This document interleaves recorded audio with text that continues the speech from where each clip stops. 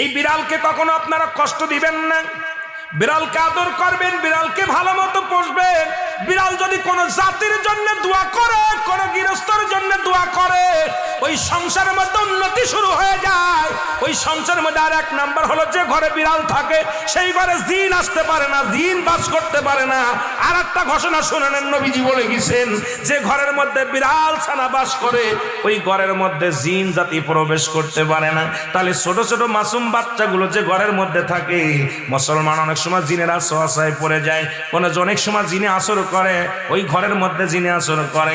যে ঘরের মধ্যে বিড়ালকে আদর করে বিড়াল থাকে, ওই ঘরের মধ্যে বিলাই বিড়াল বিড়াল বিলাই বিলাই, এইটা যার ঘরের মধ্যে আছে এই ঘরের মধ্যে দুষ্ট জিনেরা আসতে পারে না। জোরে জোরে চিল্লায়া বলা যাবে না মারহাবা।